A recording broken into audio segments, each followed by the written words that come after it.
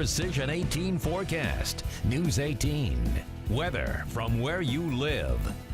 Well, we're fine for the frenzy tonight. No rain to speak of. Even the scattered clouds we've got out there will dissipate here for about the next hour, and temperatures will be pretty good. It's warm out there now. We had 84 at the top of the hour. It'll be 80 at 7 o'clock, but down to 75 by 8 and a pretty comfortable 72 degrees at 9 o'clock, headed for overnight lows eventually for the mid-50s. Little brief relief from the humidity and the heat with this little dip in the upper jet, but clouds are shooting northward to our west. That's a massive upper ridge. It's warm upstairs. It's warm near the surface. That's all moving eastward. 2 heat waves pretty much through the 9th of September. One next week and then another in early September.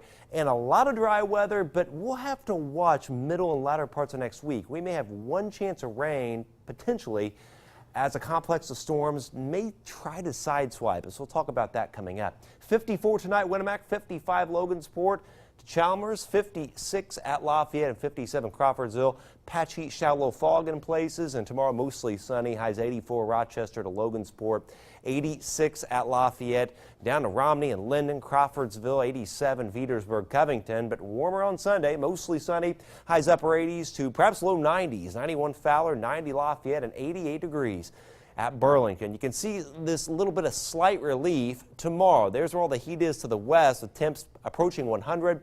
And there are the 50s tomorrow night in our viewing area, but notice how the pinks really expand. That's really intense heat working eastward by Sunday. That's what will give us that 90-degree day Sunday, and then a 92 on Monday. The record's 97 set in 1948. We may tie the record by the middle part of next week with 95. Then after it backs off a little bit, we'll be back up to 95 by that following weekend. The record heat will spread northward and slightly eastward, but this jet stream pattern with the big upper ridge in the Midwest and the central U.S. right on the periphery of it, we call it the Ring of Fire. And I do think Wednesday, Thursday, there'll be a complex of storms that'll develop up here, probably near International Falls, Duluth, and Thunder Bay in Ontario, and this will work right on the edge of that heat wave. Now, the potential exists for it to kind of sideswipe us. Sometimes these complexes of storms kind of have a mind of their own in this Ring of Fire pattern. They'll kind of move like that a little bit, but regardless, the Northeast may get some severe weather. We will watch and wait and see if we can somehow get a thunderstorm out of that. Right now, I've got it dry, 95 Wednesday, 93 Thursday, 93 Friday, and then that Saturday we could still be back to 95 degrees with overnight lows generally in the 60s to lower 70s. So the heat rolls on, and after maybe a little relief near Labor Day, it may heat up again. We may have a heat wave number 2 as we get into early September. But I just looked.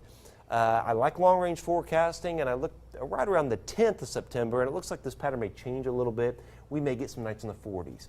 Big cool down after that. All right, that'll feel chilly at that point. Gina feels like Mother Nature kind of backloaded the season this year. She did. We were kind of trading what we had in early August Right. to what we're going to get. Hey, have a great weekend. Hey, you too? Chad, thanks. Well, the time is here. The